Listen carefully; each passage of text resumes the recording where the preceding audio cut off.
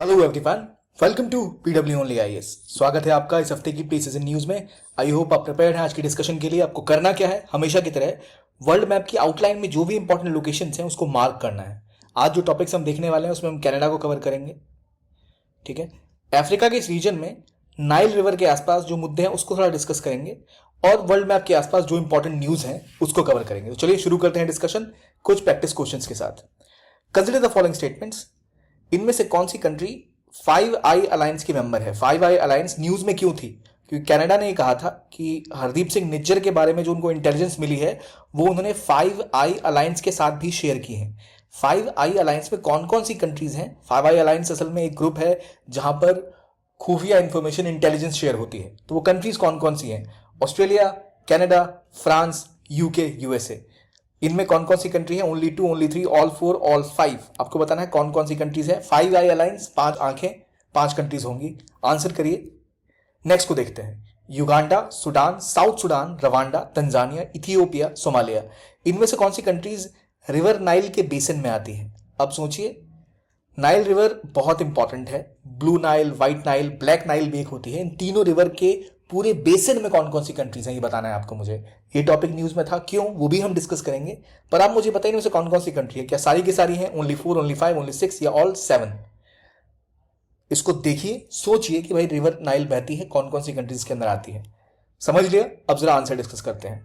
पहला river Nile को देखते हैं। ये देखिए यहां से शुरू हो गई आपकी, ठीक है, यहाँ से स्टार्ट हुई है और ये आपकी नाइल बह रही है। ये ब्लू नाइल आई, खार्तूम में ब्लू और व्हाइट एक साथ मिलती है। ये व्हाइट नाइल है, ये ब्लू नाइल है, दोनों खार्तूम में मिलती है। व्हाइट ब्लू नाइल जो है लेक टाना से स्टार्ट होती है और ये साथ आते आते लग्जर, लेक नसर होते होते ये पहुंचती है कायरो के पास और वहां से ये मेडिटेरेनियन सी में एंटर करती है। ये इसका रूट है।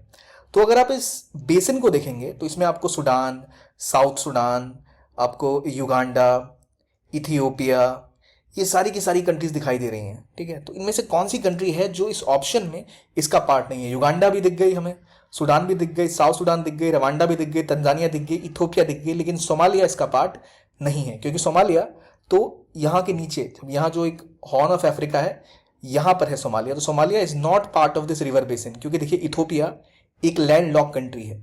इथोपिया से आपकी लेक टाना से ब्लू नाइल का ओरिजिन पॉइंट है, यहाँ से रिवर नाइल बहती है ब्लू वाली। तो इसकी इधर जैसे इरिशिया हो गया, इरिशिया के बाद सोमालिया हो गया, ये इसका पार्ट नहीं है। जबकि रवांडा, ये सब कंट्रीज की लेक से ये निकलती है, अल्बर्ट और विक्टोरिया से नाइल, तो इसलिए इनको इसका पार्ट कंसिडर किया जाता है। तो सोमालिया को छोड़ के बाकी सारी कंट्रीज रिवर नाइल के बेसिन में आती है। इसे हम हिंदी में नील रिवर भी कहते हैं। अब यहाँ नील रिवर के बारे में बात क्या हुई? एक पार्टनरशिप है 10 कंट्रीज के बीच में, एग्रीमेंट हुआ था कि नाइल रिवर का पानी कैसे शेयर किया जाएगा। अब देखो यहाँ ना इथियोपिया में एक बड़ा सा डैम बन रहा है, ग्रेट रेनासा डैम, जिसको लेकर बहुत विवाद है इजिप्ट, सूडान और इथियोपिया के बीच में। इन चक्करों में ना यहाँ पर एक इनके बीच में एग्रीमेंट था, सीएफए, कोऑपरेटिव फ्रेमवर्क एग्रीमेंट, जो साउथ सूडान ने इस ट्रीटी को ज्वाइन किया था। इसे नाइल बेसिन इनिशिएटिव भी कहते हैं। इन 10 देशों के बीच में एग्रीमेंट है कि नाइल का पानी सही तरीके से सबके बीच में शेयर किया जाए। तो ओवरऑल नाइल बेसिन में 11 कंट्रीज आती हैं। 11 countries are part of this basin, which is Uganda, Sudan, South Sudan, Egypt, Rwanda, Burundi, Tanzania, Kenya, Ethiopia, Congo और कीनिया। अब इसको जरा गौर से देखो। आपको डाउट ये होगा क्या रवांडा और बुरुंडी इसका पार्ट है? तो वो भी इसका पार्ट है और कॉन्गो भी इसका पार्ट है। इसलिए आपको ध्यान रखना है कि कौन सी जो स्टेट्स हैं वो नाइल रिवर के बेसिन का पार्ट नहीं है। 11 कंट्रीज हैं, नाम याद रखिए। नाइल 3 स्ट्रीम से बनती है, ब्लू नाइल, ब्लैक नाइल और व्हाइट नाइल से। ब्लैक नाइल को अटबारा भी कहते हैं, ठीक है। अटबारा इथोपिया से आती है, व्हाइट नाइल भी आपकी इथोपिया से आती है, और इधर आपकी लेक विक्टोरिया, अल्बर्ट से बाकी रिवर्स यहाँ पे 2 निकल के आती हैं। अभी हम इसको डिटेल में देखेंगे बाद में। पर तत्काल आप ये सोचिए कौन सी रिवर्स बहती हैं, कौन कौन से देशों से गुजर रही है ये ऑप्शन आई होप आपने सही किया होगा। नहीं किया तो इसको डिटेल में देखेंगे, तत्काल ये समझिए। अगले क्वेश्चन पे आते हैं। Five eye alliance. Five eye alliance में यूएस है, यूके है, कनाडा है, ऑस्ट्रेलिया है और न्यूजीलैंड भी है। तो फाइव आईज में 5 देश हैं, यूएस, यूके, ऑस्ट्रेलिया, कनाडा और न्यूजीलैंड। तो ये 5 कंट्रीज का पार्ट है। तो ये आपको पता लग गया कि कौन कौन सी कंट्रीज का पार्ट है। इसमें फ्रांस इसकी मेंबर नहीं है। तो अगर हम इस ग्रुप में जाएं तो असल में इसका आंसर क्या होगा? फाइव आई अलायंस का फ्रांस इसकी मेंबर नहीं है। तो 1 2 3 4 ये चारों इसके मेंबर है, तो केवल 1 2 4 5 इसके मेंबर है, only 4 is the correct answer. France is not the member of 5 I alliance. ठीक, 5 आई अलायंस में कौन कौन है? US, UK, Australia, New Zealand and Canada. ये 5 आई अलायंस असल में करता क्या है कि जो उनकी खुफिया एजेंसी है, इंटेलिजेंस आपस में शेयर की जाती है, तो किसी को अगर खतरा हुआ तो वो सबको शेयर किया जाएगा। 1946 में असल में ये शुरू हुआ था, यूएस और यूके ने शुरू किया था कि भाई हमको कोई भी दिक्कत होगी, इंटेलिजेंस हम आपस में शेयर करेंगे, चाहे कोई भी खतरा हो या कोई ऐसी सूचना देनी हो। तो उसके बाद इसमें बाद में कनाडा ने ज्वाइन किया, न्यूजीलैंड, ऑस्ट्रेलिया भी इसके पार्ट है। ठीक है, इसी में ये जो इंटेलिजेंस शेयर करते हैं सिग्नेट भी इसे कहते हैं। ये 5 देशों के अलायंस है। ऑस्ट्रेलिया, न्यूजीलैंड इसमें 1956 में जुड़े थे, कनाडा 1948 में जुड़ा था। इसमें 5 देश मेंबर्स हैं, तो कभी मिस मत करना कि कनाडा इसका पार्ट है, ऐसा नहीं, जर्मनी इसका पार्ट है, नहीं है। 5 देश हैं, यूके, यूएस, ऑस्ट्रेलिया, न्यूजीलैंड और कनाडा। और ध्यान रखिए इनमें से 4 देशों के साथ तो क्वाड का मेंबर है, 3 देशों के साथ इंडिया, यूएस, ऑस्ट्रेलिया और जापान ऑलरेडी क्वाड के मेंबर है, जिसमें Japan is not part of 5 I alliance. तो 5 देश कौन से हैं याद रखने हैं। ठीक है, अब बात कनाडा की हो रही है, तो कनाडा की ज्योग्राफी को थोड़ा देख लो। कनाडा कहां पर है? अमेरिका के ठीक ऊपर है। कनाडा में मुख्य रूप से देखो, इधर एक अलास्का का रीजन आता है, जो Alaska is part of USA. ठीक, यहां पर कुछ इंपॉर्टेंट लोकेशन, जैसे हडसन बे कहां पर है, तो वो कनाडा का पार्ट है।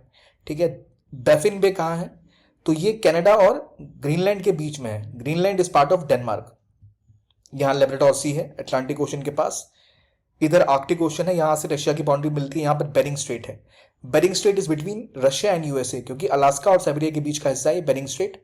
यहां न्यू फाउंड आइलैंड है, ये भी आपके कनाडा के पास में ही है। ये सारा का सारा रूट यहां से गुजरता है। तो यहां पर हडसन बे कहां पर है, lake superior, lake Michigan, lake Huron, lake eri, ये सारी जो 5 बड़ी लेक्स हैं, ये इसी region, Great Lakes of south, Great Lake of North America, यहां पर सारी की सारी हैं, जो यूएसए और कनाडा के बीच में है। यहां पर हडसन बे है और यहां बाकी लेक्स हैं। तो इन लेकों का नाम जरा याद रखना, कहां पर है, हडसन बे कहां पर है, न्यू फाउंडलैंड कहां पर है, बैफिन बे कहां पर है, खास तौर पे बेरिंग स्ट्रेट कहां पर है, ये पता रखना चाहिए आपको। ठीक है, कौन कौन से ओशंस के बीच में है, पैसिफिक और अटलांटिक के बीच में कनाडा लोकेटेड है, आपसे पूछा जा सकता है। ठीक, इसके ऊपर जाके ग्रीनलैंड के पार में यहां पर नॉर्वेजियन सी है, उधर नॉर्वे और यूके पड़ेगा। ठीक, ये नाम याद रखना है, Great Lakes of North America, Superior, Michigan, Huron, Erie, Ontario, ये सारी की सारी यहां पर है। ये भी सारी की सारी आपकी Great Lakes of North America, Canada और यूएसए के बीच में है। यहां रीजन है क्यूबेक का। क्यूबेक का वो रीजन है जहां पर ये वो राज्य है जो कनाडा से अलग होने की डिमांड बार बार करता आया है। ये रीजन है कनाडा का जहां पर फ्रेंच बोलने वाले लोग रहते हैं। तो एक तरह कह सकते हैं ये वो इलाका है जो कहता है कि भाई हमें कनाडा से अलग होना है। तो अगर ये खालिस्तानी इसको वहां जमा कर रहे हैं, तो क्या हम क्यूबेक की आजादी की बात शुरू कर दें भारत में बैठे बैठे?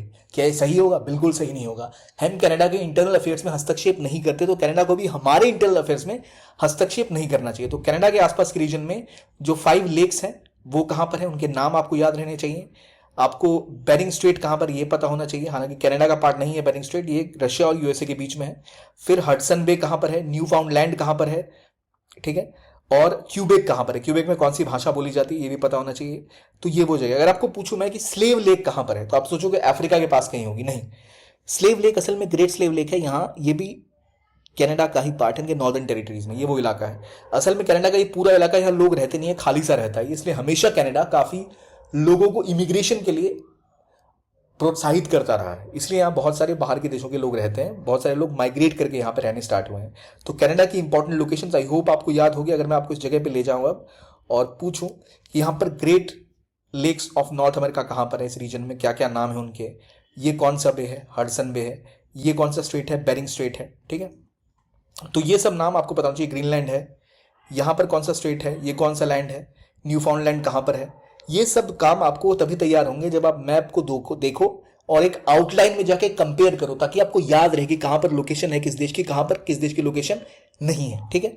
चलो आगे बढ़ते हैं और मालाबार एक्सरसाइज की बात करते हैं। हाल में ही मालाबार एक्सरसाइज की ओपनिंग हुई जो कि विशाखापट्टनम में। मालाबार एक्सरसाइज असल में 3-4 देशों के बीच में होती है। इनमें देश कौन कौन से हैं जो क्वाड के मेंबर है, इंडिया, यूएस, ठीक है, ऑस्ट्रेलिया और जापान।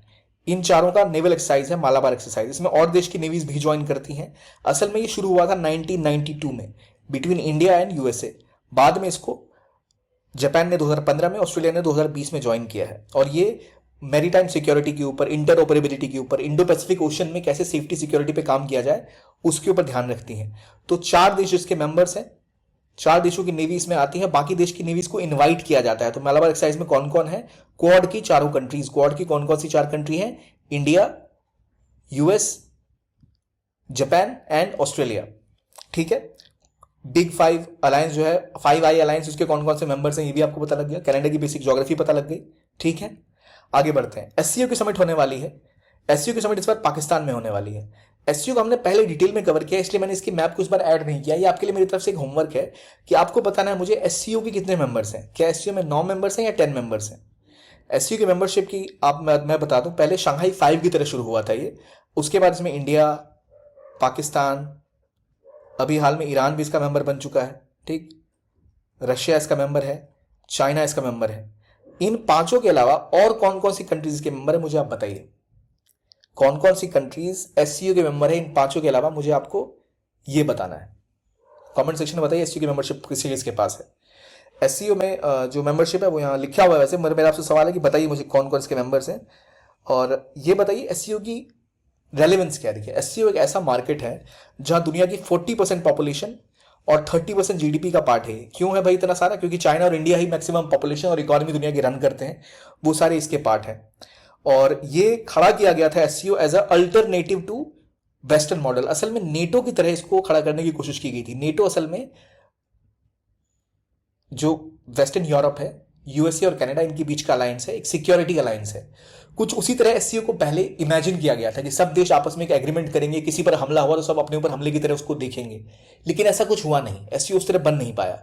तो एससीओ असल में सिक्योरिटी पैक्ट होने के बजाय बस एक मल्टीलैटरल ऑर्गेनाइजेशन बन के रह गया, जहां ट्रेड या सिक्योरिटी के ऊपर डिस्कशंस होती हैं। इनका इनिशिएटिव है एक rats initiative, regional anti terrorist structure. इसका इस्तेमाल भारत करता है सेंट्रल एशिया की कंट्रीज के साथ नेगोशिएट करने के लिए, उनके साथ कम्युनिकेशन करने के लिए, ताकि भारत वहां से यूरेनियम, ऑयल वगैरह इंपोर्ट करना चाहता है, ईरान के साथ कोलैबोरेशन बढ़ाने के लिए, चाइना और रशिया के साथ और कोलैबोरेट करने के लिए। तो एससीओ के 10 मेंबर्स कौन कौन से हैं, क्या इसका रोल है, ये आपको पता होना चाहिए। ठीक है, ये हो गई एससीओ की बात। मैंने इसका मैप जानबूझ के नहीं लगाया कि आपको मुझे बताना है वो कहां पर है। अगले पर आते हैं जो है Karakoram wild life sanctuary. Karakoram wild life sanctuary असल में लेह में है, लेह लद्दाख, और ये ऐसी जगह लोकेटेड है जो बहुत स्ट्रेटेजिकली इंपॉर्टेंट है। 1987 में इस वाइल्ड लाइफ सेंचुरी को स्टैब्लिश किया गया। इस वाइल्ड लाइफ सेंचुरी की खास बात यह है कि यहां से 2 इंपॉर्टेंट रिवर्स बहती हैं, एक श्योक और दूसरी नुब्रा। नुब्रा वैली के पास का रीजन है, देखिए यहां पर है काराकोरम का रीजन। ठीक है, यहाँ हेमिस ऑलरेडी नेशनल पार्क है, यहाँ काराकोरम वाइल्ड लाइफ सेंचुरी है, यहाँ चैंगथैंग है। ये पूरा रीजन ना एलएसी के बहुत पास है, लाइन ऑफ एक्चुअल कंट्रोल, जो इंडिया और चाइना के बीच का डिस्प्यूटेड जोन है, इसके आसपास है। तो बहुत इंपॉर्टेंट लोकेशन है। अगर आप और गौर से देखो तो ये काराकोरम रेंज है, यहाँ काराकोरम का वो इलाका है, नुब्रा रिवर, श्योक रिवर, ये वो 2 रिवर्स बहती हैं। यहाँ चैंगथैंग का पार्ट हो गया, यहाँ चैंगथैंग के पास पेंगोंग सो लेक है। तो ये एलएसी का रीजन यहाँ पास से गुजरता है। इसको एक और मैप में देखते हैं, यही वो रीजन है, यहाँ पर काराकोरम पास है, यहाँ इसके पास में वो वाइल्ड लाइफ सेंचुरी है। ये वो दौलत बेग ओल्डी एयर स्ट्रिप है जिसके कारण इंडिया और चाइना के बीच में विवाद और बढ़ गया था। भारत दौलत बेग ओल्डी एयर स्ट्रिप को और डेवलप कर रहा है, जिससे भारत की फाइटर जेट्स यहाँ पर आसानी के साथ उतर सकें, और इसी के डर से चाइना ने यहाँ एक तरह से झड़प स्टार्ट कर दी थी। पास में गलवान वैली है जहाँ लड़ाई हुई थी। लेह के ऊपर का इलाका है, यहाँ आपकी ये काराकोरम की वाइल्ड लाइफ सेंचुरी का रीजन पड़ता है। तो याद रखिए काराकोरम, दौलत बेग ओल्डी, गलवान, दुर्बक, ये काराकोरम के पास का रीजन कहाँ पर है वो ध्यान रखिए। अब ये रीजन असल में चाइना के कंट्रोल में है, एलएसी के इधर हालांकि भारत है, उधर चाइना है, पर वो कुछ हिस्से अभी तक चाइना के कंट्रोल में है, इसके बाहर के, इसलिए ये रीजन थोड़ा कॉन्फ्लिक्ट जोन के पास है। तो ये लोकेशन हमें याद रखनी है। आई होप क्लियर है। नेक्स्ट पे आते हैं Nile river basin cooperative framework agreement. ये जो एग्रीमेंट है ये असल में 13 अक्टूबर 2024 से आया है। 6 देशों ने इसको रेटिफाई किया है। नाइल रिवर में, नाइल बेसिन में कितनी कंट्रीज हैं? 11 कंट्रीज हैं। उनमें से 6 जो अपस्ट्रीम कंट्री है, देखिए रिवर, मान लो यहाँ से रिवर बह रही है, ठीक, रिवर यहाँ से स्टार्ट हुई, यहाँ से होते हुए जा रही है, ये पहाड़ है, यहाँ से रिवर निकली, कुछ घर यहाँ हैं, कुछ घर यहाँ हैं, कुछ घर यहाँ हैं। तो जो रिवर जहाँ से निकली ना, फिर ये ऊपर से नीचे की तरफ आ रही है। तो जो ऊपर के हिस्से हैं, ऊपर के देश हैं, उन देशों को आप अपस्ट्रीम कंट्री कहेंगे। रिवर जिधर की तरफ बह रही है उसको डाउनस्ट्रीम कहेंगे। जैसे हम इंडस की बात करें तो भारत अपस्ट्रीम है, पाकिस्तान डाउनस्ट्रीम है। तो क्योंकि ये 11 देशों से गुजरती हुई रिवर्स हैं, 11 देशों को पानी पहुंचाती हैं, तो वहां पर रिवर को लेकर बहुत विवाद है। अफ्रीका में ऑलरेडी पानी की कमी है, तो 6 अपस्ट्रीम कंट्रीज ने इसको रेटिफाई कर दिया है, सीएफए को। सीएफए क्या करता है, ये बात करता है नाइल रिवर के पानी को ढंग के तरीके से इस्तेमाल किया जाए, उसके ऊपर बात करता है सभी रिपेरेंट कंट्रीज के बीच में। ऑलरेडी एक एग्रीमेंट पहले यहां हुआ था। ये एग्रीमेंट जो हुआ था ना, वो तब हुआ था जब इधर अंग्रेजों का, फ्रांस का कंट्रोल हुआ करता था। तो इन लोगों ने इजिप्ट को फायदा पहुंचाते हुए एग्रीमेंट किया था। और इसका जो नया एग्रीमेंट हुआ, इसको विरोध कौन कौन कर रहा है? इजिप्ट और सूडान। इनका कहना है कि भाई ये जो एग्रीमेंट आप कर रहे हो ये असल में हमारे खिलाफ है, हम इसका स्वागत नहीं करते। तो क्यों ये इसकी बात कर रहे हैं? क्योंकि इनका कहना है कि अगर ये एग्रीमेंट होता है तो हमारे हिस्से की पानी जो है बाकी देशों को मिल जाएगा। अभी ऑलरेडी जो पहले एग्रीमेंट हुआ था 1929 और 1959 में, इसमें इजिप्ट और सूडान को अराउंड 75% जो पानी है वो इजिप्ट को मिलता था, 25% सूडान को मिलता था। बाकी देशों को इससे लगभग बाहर की तरफ रखा गया था, यानी मेजरली जो पानी था वो इजिप्ट और सूडान अपने पास रख लेते थे, लेकिन बाकी देश जो है वो अपनी डिमांड बढ़ा रहे हैं। इसलिए अब Ethiopia, Uganda, Rwanda, Burundi, Tanzania, इन देशों ने इस नए एग्रीमेंट के साथ कोशिश की है कि वो अपना हक नाइल के पानी के ऊपर जमा सके। अब नाइल रिवर जो है, देखो नाइल रिवर ऊपर से नीचे नहीं आती, नीचे से ऊपर जाती है, ठीक है। ये यहाँ लेक विक्टोरिया के पास से निकलेगी रिवर, ये इस तरह होते हुए ऊपर होते हुए खार्तूम में आपकी रिवर जो लेक टाना से निकली, ये आपकी व्हाइट नाइल और ब्लैक नाइल से मिलते मिलते ही ऊपर की तरफ जाती है। यहाँ पर इथोपिया में ग्रांड इथोपियन रेनासा डैम बन रहा है। ये डैम बनने के बाद इजिप्ट और सूडान को डर है कि इथोपिया ढेर सारा पानी स्टोर कर लेगा, जिससे इनके देश में पानी की कमी हो जाएगी, और इसलिए उसका ये विरोध कर रहे हैं। जबकि इजिप्ट ने खुद अपने देश में आसवान हाई डैम बनाया हुआ है, जो एक बहुत बड़ा डैम है, लेकिन इथोपिया में बनने वाला डैम उससे कहीं ज्यादा बड़ा होगा, जो इसे GERD भी कहते हैं, गर्ड डैम, यानी वो डैम जो ग्रेट इथोपियन रेनासा डैम है, जिसको चाइना की फंडिंग और सपोर्ट से बनाया जा रहा है। इसको लेकर बहुत विवाद है वहां पर। तो इसीलिए अब जो कॉन्फ्लिक्ट है ये इस बात को लेकर है कि इथोपिया डैम ना बना ले, ताकि इजिप्ट और सूडान का पानी ना रुक जाए। तो इन दोनों देशों ने बार बार धमकियां दी कि हम अटैक कर देंगे आपके ऊपर ये डैम बना। तो हमें ये पता होना चाहिए कि इस रीजन में कौन कौन सी रिवर कहां कहां से जाती है। नाइल रिवर असल में आप देखो तो लेक विक्टोरिया से कहते हैं व्हाइट नाइल निकलती है। ये खार्तूम का इलाका है जहां व्हाइट और ब्लू मिलती है, और फिर ये नाइल रिवर ऊपर होकर मेडिटेरेनियन में जाती है। यहाँ पर आपका स्वेज कनाल का रीजन हो गया, ये स्वेज, गल्फ ऑफ स्वेज है, ये गल्फ ऑफ अकाबा है, ये स्वेज गल्फ है, गल्फ ऑफ स्वेज, ये रेड सी है, ठीक है। यहां से फिर आप आओ इजिप्ट, सूडान, इरिशिया, इथियोपिया, सोमालिया, ठीक है। नीचे आप आ जाओ तो ये कौन सा देश है? कीनिया, ठीक। कीनिया के बाद आपका नीचे तंजानिया वगैरह का रीजन आता है। तो ऑलरेडी जो इस बेसिन में Uganda, Tanzania, Rwanda, Burundi, South Sudan, इन जैसे देशों को चाहिए था कि हमें भी पानी मिले, तो उसकी डिमांड की बात हो रही है। तो आपको पता लगा व्हाइट नाइल कहां से आ रही है? लेक विक्टोरिया के पास से निकल रही है ये रिवर, ठीक है। दूसरी है blue Nile. Blue Nile lake Tana से निकलती है, लेक टाना जो इथियोपिया में है। ब्लू नाइल यहाँ लेक टाना से निकली और यहीं पर ये ग्रेट रेनासा डैम बनाने की तैयारी कर रहे हैं, ठीक। अब एक रिवर और बचती है जो ब्लैक नाइल भी कहलाती है, ठीक है। वो रिवर कौन सी है? तो ब्लैक नाइल कहलाने वाली रिवर को हम गौर से देखें तो यहाँ आपको अटबारा रिवर दिखेगी, ये अटबारा, इसको ब्लैक नाइल भी कहते हैं, ब्लैक नाइल, अटबारा रिवर, ठीक है। ये तीन रिवर्स मेजरली है जो सबसे बड़ी रिवर्स है, white Nile, blue Nile and black Nile, जो अटबारा से निकलती है, अटबारा रिवर भी कहते हैं इसको। इन तीनों रिवर से पूरे रीजन को पानी प्राप्त होता है। तो इन 11 देशों के बीच में विवाद लगातार बढ़ा हुआ है। कौन कौन सी कंट्रीज बेसिन का पार्ट है? Egypt, Sudan, South Sudan, Ethiopia, Uganda, Burundi, Rwanda, Kenya, Tanzania, Congo, ठीक है। मैं फिर लेके आता हूं आपको 11 की 11 रिवर्स जो कौन कौन सी है, जिसको हम एक बार देख लेते हैं, जो भी हमने डिस्कस किया था। सूडान, लोकेशन याद कर लो, युगांडा याद रहेगा, विक्टोरिया के पास है, सूडान, साउथ सूडान, इजिप्ट के नीचे सूडान है, सूडान के नीचे साउथ सूडान है, सबसे नीचे आपकी रवांडा है, बुरुंडी, उसके बगल में युगांडा, जहां पर आपकी कौन सी, जहां से आपकी नाइल बेसिकली शुरू होती है लेक विक्टोरिया के पास से, तो वो भी पार्ट है। कीनिया, इथियोपिया और कोंगो, कीनिया, ये सारी की सारी इसकी पार्ट है। ये हो गई नाइल रिवर बेसिन की कहानी। नाइल रिवर बेसिन में कौन कौन से देश हैं? 3 रिवर इंपॉर्टेंट कौन कौन सी है? ब्लैक नाइल, जिसे हम कौन सी रिवर कहते हैं? अतबारा रिवर भी कहते हैं। White Nile, blue Nile. White Nile सबसे नीचे से आ रही है, ब्लू नाइल इथोपिया से आ रही है, और अटबारा भी वहीं से आ रही है, लेक टाना से निकल रही है, ठीक है। तो तीनों रिवर्स, तीनों की कहानी क्या समझ लिया हमने। GERD जो बड़ा सा डैम बन रहा है, किसके ऊपर बन रहा है? ब्लू नाइल के ऊपर। कहां बन रहा है? इथियोपिया में बन रहा है। इजिप्ट में ऑलरेडी एक बड़ा जो आसमान का हाई डैम है बना हुआ है। तो पहले इजिप्ट और सूडान को बहुत ज्यादा पानी मिलता था इसका, अब ये लोग आपस में एग्रीमेंट करके नीचे वाली कंट्रीज जो है वो चाह रही है कि हमें ज्यादा पानी मिले। ये ज्योग्राफिकली आपको नीचे दिख रही है, लेकिन रिवर्स यहीं से जाती है। So they are geographically upstream rivers, ठीक है, अपस्ट्रीम कंट्रीज। हमें उल्टा लगता है कि भाई रिवर ऊपर से नीचे आ रही होगी, पर नाइल यहां से ऊपर की तरफ जाती है, ठीक है। ये क्लैरिटी मिल गई।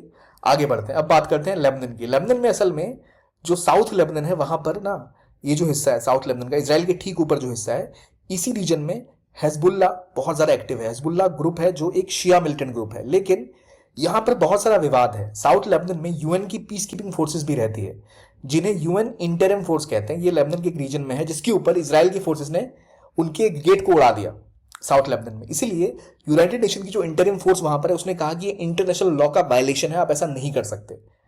तो आप कहोगे भाई जब इतना विवाद है तो वहां पर यूएन कर क्या रहा है, जब यूएन की फोर्सेस लेबनान में हिजबुल्लाह क्या कर रही है? तो थोड़ी हिस्ट्री समझनी पड़ेगी। पहले देखो लेबनान की लोकेशन कहाँ है। ये देखो, अभी हमने देखा इजिप्ट जहां पूरा विवाद चल रहा था, ये है गल्फ ऑफ अकाबा। अकाबा के ऊपर जाओगे तो यहाँ इसराइल है, यहाँ जॉर्डन है। इसराइल यहाँ आपका आ गया, ये रहा गाजा का स्ट्रेट, ठीक है। इसराइल के ठीक ऊपर है लेबनान। ये नीचे का हिस्सा जो लेबनान का है, it is south Lebanon. South Lebanon में मेनली सबसे ज्यादा पावरफुल कोई ग्रुप है तो वो है हिजबुल्लाह। लेकिन असल में ना लेबनान में बहुत से देशों के बीच में विभाजन हुआ पड़ा था। लेबनान में कई सारे रिलीजियस ग्रुप एक्टिव हैं, जैसे शिया ग्रुप्स भी हैं, सुन्नी ग्रुप भी है, क्रिश्चियन भी है। तो यहां पर जो पावर एग्रीमेंट है वो कुछ इस तरह से है कि इस देश में प्रेसिडेंट जो है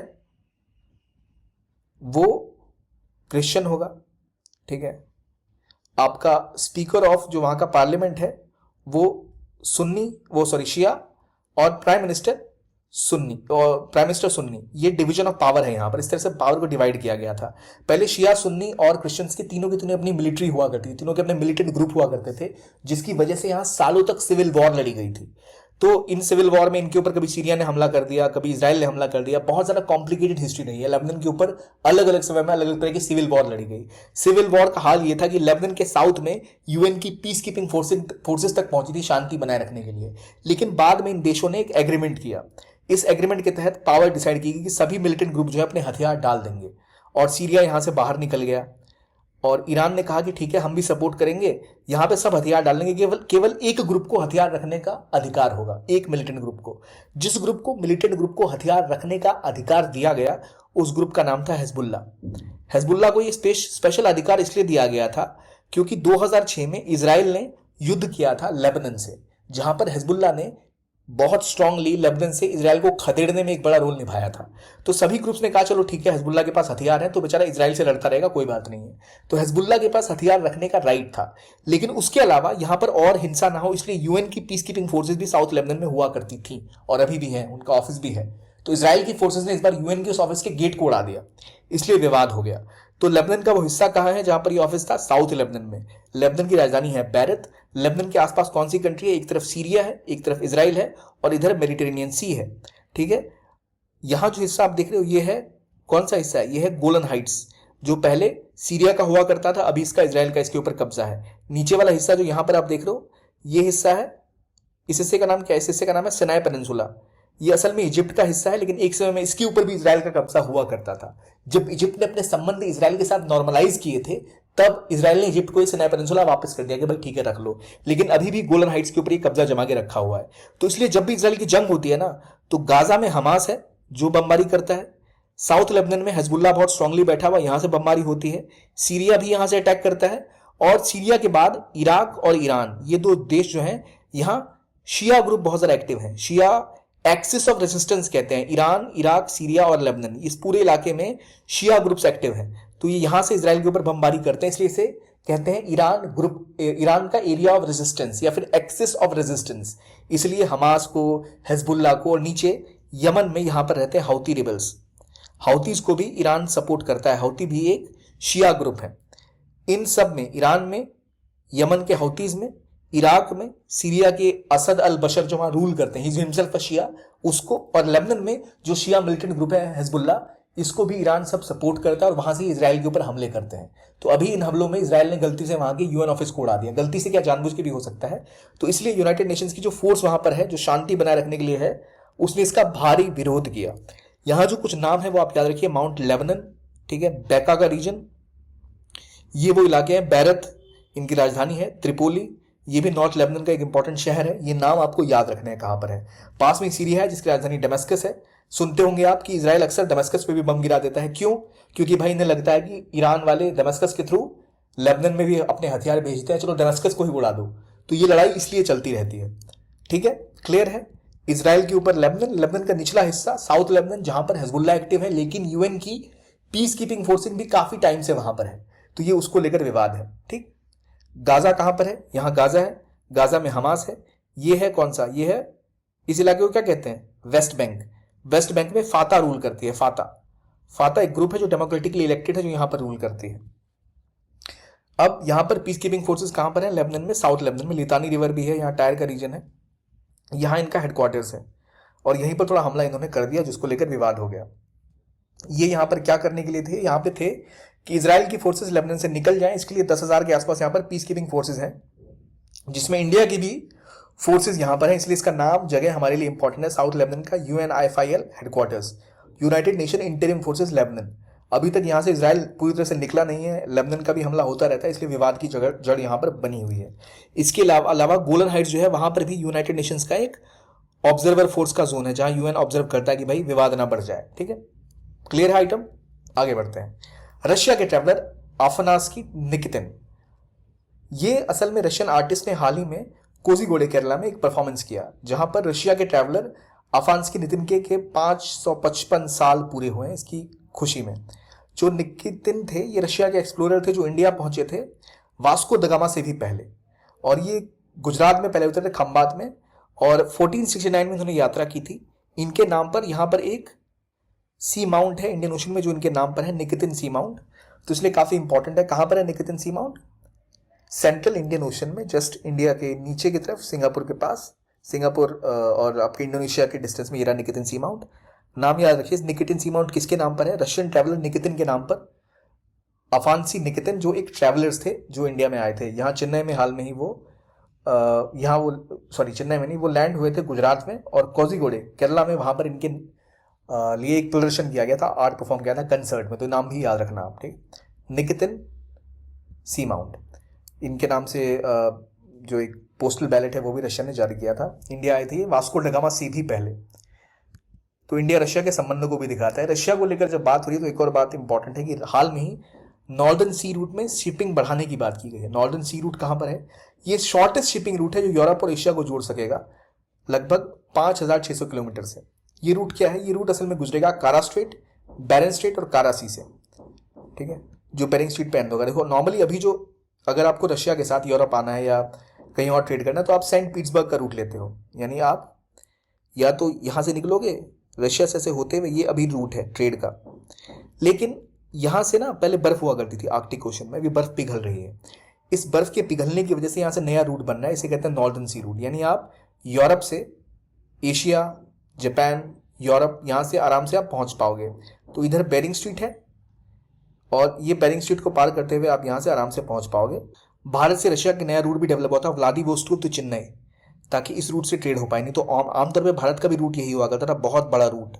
लेकिन अब ये आर्कटिक भी पिघल रही है, जो एक नया रूट डेवलप करेगी। नया रूट क्या डेवलप होगा?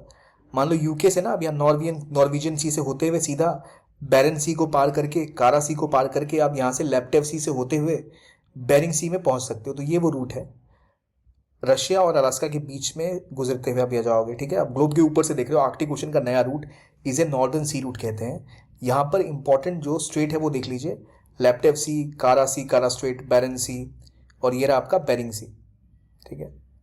ये पूरा रीजन नॉर्दर्न सी रूट। ये कौन सा स्ट्रेट था? हमने भी देखा था, अलास्का और रशिया के बीच में। स्ट्रेट का क्या नाम था? अभी हमने कनाडा के टाइम में रिवाइज किया था, इसको नाम बताइए मुझे, क्या नाम है इसका? इस स्ट्रेट का नाम क्या है? बेरिंग सी के पास क्या है तो बेरिंग स्ट्रेट ही होगा ऑब्वियसली। यहाँ लेप्टेव है, यहाँ कारा सी का स्ट्रेट है, यहाँ बेरेंट सी है, ये ग्रीनलैंड सी है। ये नया रूट डेवलप होगा क्योंकि आर्कटिक पिघल गई है, तो आर्कटिक पिघलने की वजह से एक नया रूट यहाँ पर डेवलप हो रहा है, which is northern sea route, जो इजिली कनेक्ट कर लेगा आपके रशिया को, कनाडा को टू यूरोप। ये एक शॉर्ट रूट होगा, नहीं तो नॉर्मल रूट बड़ा वाला आपको घूम के जाना पड़ता था, ठीक है। ये बात हो गई। अब बात आती है, इंडिया के प्रेसिडेंट की विजिट हो रही है अल्जीरिया में। पहली बार इंडियन प्रेसिडेंट अल्जीरिया विजिट कर रहे हैं, ताकि भारत अल्जीरिया के बीच में संबंध डेवलप हो। ज़्यादा हमारा इनके साथ रिलेशन अभी तक है नहीं, लेकिन अब हम इनके साथ और डेवलपमेंट करना चाहते हैं। और अल्जीरिया की लोकेशन हम देखें तो अल्जीरिया एक ऐसी देश है जहाँ मेजॉरिटी ऑफ माउंटेन है और डेजर्ट है। तो यहाँ पर एटलस माउंटेन है, प्लस सहारा के रीजन में पड़ता है ये, तो बहुत सारे यहाँ पर डेजर्ट इस रीजन में है, जिसमें आपका माउंट तहात, कॉन्स्टेंटीन, ये पूरा का पूरा जो सैंड सी है, ग्रैंड अर्क सैंड सी, बहुत बड़े बड़े डेजर्ट यहाँ पर है। It is Algeria. अल्जीरिया के पास है मोरक्को, और इसी रीजन में पड़ता है आपका मेडिटेरेनियन सी, और यहाँ पर है स्ट्रेट ऑफ जिब्राल्टर, ठीक है, जो बहुत इंपॉर्टेंट यहाँ पर एक स्ट्रेट है। तो आप याद रखिए अल्जीरिया की लोकेशन कहाँ पर है। अल्जीरिया का पहले एक नंबर देख लेते हैं। $1.7 बिलियन का बायलेटरल ट्रेड है इनके बीच में, जिसको और बढ़ाने की ज़रूरत है। और कोशिश है लगातार कि हम अब स्पेस एग्रीमेंट कर रहे हैं, हम और ज़रा वीज़ा वेवर एग्रीमेंट करें ताकि वीज़ा ना देना पड़े डिप्लोमेटिक और ऑफिशियल जो पासपोर्ट होल्डर्स हैं उनके लिए भी। प्लस अभी 30-100 इंडियन 3800 लोग इंडिया के वहाँ काम कर रहे हैं, तो हम यहाँ और डेवलपमेंट और फोकस करना चाह रहे हैं। अल्जीरिया की लोकेशन हमारे लिए इंपॉर्टेंट है, तो ज़रा उसको देख लेते हैं। अल्जीरिया किन देशों के बीच में है, तो मोरक्को और ट्यूनीशिया के बीच में है। ये देखिए, ये मोरक्को है, और जो सहारा डेजर्ट है ना, असल में मेडिटेरेनियन के इस पूरे रीजन में अल्जीरिया, लीबिया, यहाँ पर है ट्यूनीशिया। तो अल्जीरिया के आसपास की कंट्री कौन कौन सी है? Morocco, Tunisia, Libya. इधर आप आ जाओ तो मॉरिशियाना, माली, नाइगर, इनके साथ अपनी सीमाएं शेयर करता है। ठीक, लीबिया का नाम आपको याद होगा, त्रिपोली के यहाँ पर बहुत बड़ा युद्ध हुआ था। लीबिया के लीडर कौन थे? गद्दाफी। और हमने अभी इजिप्ट की कहानी पढ़ी, तो अब आपको इतना याद होगा, Egypt, Libya, Tunisia, Algeria, Morocco. ये हिस्सा जो ऊपर वाला है ना, इसे मेडिटेरेनियन का रीजन कहते हैं। यहाँ का क्लाइमेट काफ़ी अलग होता है। और इसके बाद ये जो रीजन है, ये सहारा डेजर्ट का रीजन है। फिर नीचे आपका सहेल का रीजन आता है, जो ट्रांजिशन जोन है। इधर ना डेजर्ट है, ना नीचे का जो आपका ट्रॉपिकल और जो ग्रीन ग्रासलैंड है उससे अलग टेम्परेचर यहाँ पर होता है। सहेल इज लाइक अ बीच वाला रीजन, जो ट्रांजिशन जोन है। ठीक है, तो हमने देखा अल्जीरिया कहाँ पर है। मेजोरिटी ऑफ फॉरेस्ट यहीं पर है। जो डेजर्ट है इस देश में पूरी की पूरी डेजर्ट ही है। यहाँ पर आपको एटलस माउंटेन्स हैं, कुछ हिस्सा इसका मेडिटेरेनियन सी कोस्ट के पास, एल्गर का रीजन, ये सारे इनके ऊपर पहले फ्रांस का कंट्रोल हुआ करता था। फ्रेंच स्पीकर्स बहुत सारे हैं यहाँ पर। ठीक, तो ये आपने देख लिया भाई, सारा डेजर्ट कहाँ कहाँ तक स्प्रेड है। मोरक्को में सारा डेजर्ट नहीं है, अल्जीरिया से ही आपका मेजरली स्टार्ट होता है। नीचे वेस्टर्न सहारा और मॉरिशाना में है, लेकिन ऊपर मोरक्को के बाद से डेजर्ट स्टार्ट हो रहा है। तो ये आपको दिखेगा, ये आपका सहेल का रीजन है। फिर नीचे आप देखो तो आपको ग्रीनरी दिखाई देगी, जो ट्रॉपिकल जोन आ जाएगा, या फिर आपका जो ग्रासलैंड है सवाना का, वो सारा यहाँ का दिखेगा आपको इस रीजन में। It is your Sahel region, Sahel countries कहते हैं। और ये पूरा डेजर्ट का रीजन है। यहाँ आपको हल्की हल्की हरियाली दिखाई देगी। इधर मोरक्को का रीजन आ गया, ये जिब्राल्टर का स्टेट हो गया, ये पोर्टुगाल आ गया आपका, स्पेन, पोर्टुगाल। इधर कौन सा पेनिनसुला है मुझे बताइए? आइबेरियन पेनिनसुला कहते हैं इसको। ये मेडिटेरेनियन सी कोस्ट है। तो यहाँ आपका मोरक्को, मोरक्को, अल्जीरिया, ट्यूनीशिया, ठीक है, लीबिया, इजिप्ट, ये सारे रीजन इस कंट्री में आपको देखने को मिलते हैं। ठीक, तो इस तरह आपको नाम ऊपर के मेडिटेरेनियन कोस्ट की सारी कंट्रीज के नाम याद हो जाएंगे। नीचे भी हमने कर ही लिया, इजिप्ट है, सूडान है, इथोपिया है, सोमालिया है, साउथ सूडान है, यहाँ कीनिया, तंजानिया। इस तरह से आप कंट्रीज को एक एक रीजन के थ्रू याद कर सकते हो। इधर तो हमें याद ही है, इजिप्ट हो गया, यहाँ इसराइल है, इसराइल के ऊपर लेबनन है, लेबनन के इधर सीरिया है, यहाँ पर आपका इराक है, इराक के बाद ईरान है, सीरिया के नीचे यहाँ कौन सी कंट्री है? जॉर्डन है, इसराइल से इसका बॉर्डर भी लगता है जॉर्डन का। ठीक है, जॉर्डन के बाद कौन सी कंट्री है मुझे बताइए? सऊदी अरेबिया है या कोई और कंट्री है? नीचे आपका यहाँ पर यमन है, ये पूरा सऊदी अरेबिया ही हो गया। ठीक है, इधर ओमान, कुवैत वगैरह आपके आ गए। तो ये इस तरह आप मैप को याद कर सकते हो लोकेशन वाइज। ठीक है, तो अल्जीरिया की अफ्रीका की 10th largest country in the world आप कह सकते हो, और अल्जीरिया अफ्रीका की लार्जेस्ट कंट्री है, ये भी आपको याद रखना है। तो देखने में छोटी लग रही है पर बहुत बड़ी है ये। हमने इसके आसपास की कंट्रीज को कवर पहले ही कर लिया। 90% क्या है ये? डेजर्ट है। 10% ऊपर का इलाका जो है इनका, यहीं पर डेजर्ट नहीं है, बाकी डेजर्ट ही डेजर्ट है। तो इनका इधर वाला मेडिटेरेनियन क्लाइमेट है, नीचे इनका पूरा ड्राई क्लाइमेट है। यहाँ पर अरबिक और तमज़गियत बोली जाती है और फ्रेंच भी बोली जाती है। तो ये कहानी हो गई इसकी। इसकी करेंसी है अल्जीरियन दिनार। तो इस तरह से आप इसकी रीजन में जो लोकेशन हैं वो याद कर सकते हो। Spain, Portugal, this is Iberian peninsula, this is Gibraltar, now this is your Mediterranean sea, Morocco, Algeria, Tunisia, Libya. ठीक है, आगे आपको इजिप्ट, फिर इधर सूडान मिल जाएगा आपको। तो ये पूरी कहानी होगी इस रीजन की। ठीक, आप इस तरह एक बार रिवाइज कर सकते हैं इसको। बट अगर आपको इसका पीडीएफ चाहिए, कंटेंट चाहिए, ऑब्वियसली इस वीडियो के नीचे डिस्क्रिप्शन होगा, जहाँ से आप जाके लिंक से सारे के सारे पीडीएफ को डाउनलोड कर सकते हो, अपनी प्रिपरेशन को और स्ट्रॉन्ग बना सकते हो। आप हमारा Telegram channel PW Only IAS official join कर सकते हो, इस को स्कैन करके भी। यहाँ पर कनाडा के आसपास इंपॉर्टेंट लोकेशन कौन कौन सी है, कहाँ पर न्यू फाउंडलैंड है, कहाँ पर हडसन बे है, कहाँ पर 5 जो आपको लेक्स हैं, ग्रेट लेक्स, वो कहाँ पर हैं, बेरिंग स्ट्रेट कहाँ पर है, नॉर्दर्न सी रूट कहाँ पर है। ठीक है, यहाँ पर लीबिया कहाँ पर है, अल्जीरिया कहाँ पर है, एटलस माउंटेन किस रीजन में है, सहेल का रीजन कहाँ से आता है, कीनिया कहाँ लोकेटेड है, इजिप्ट कहाँ पर है, blue Nile, white Nile, black Nile कहाँ कहाँ से बहती है, तंजानिया कहाँ पर है, यहाँ पर किस ट्रैवलर रशियन के नाम से एक सी माउंट है। ठीक है, ये सब चीज़ें आपको याद है। रशिया का अगला जो हम ब्रिक्स की अगली समिट है SCO की, अभी पाकिस्तान में हुई। SCO की अगली समिट कहाँ है, कौन कौन से मेंबर्स हैं, 5 आई अलायंस में कौन कौन है, मालाबार जो यहाँ पर हम एक्सरसाइज करते हैं, इनमें कौन कौन सी कंट्रीज आती हैं, कौन कौन सी नेवीज इन्वॉल्व हैं, ये सारे क्वेश्चंस आई होप आपको याद होंगे। इनको आप रिवाइज करिए, अपने मैटलेस या मैप पे लोकेट करिए। ये था आज का डिस्कशन। देखने के लिए बहुत बहुत धन्यवाद। Keep on watching PW only IAS. Comment में लिखिए आपको कुछ और एडिशन चाहिए, कुछ और चेंजेस चाहिए, तो वो भी हम जारी रखेंगे। देखने के लिए बहुत बहुत धन्यवाद।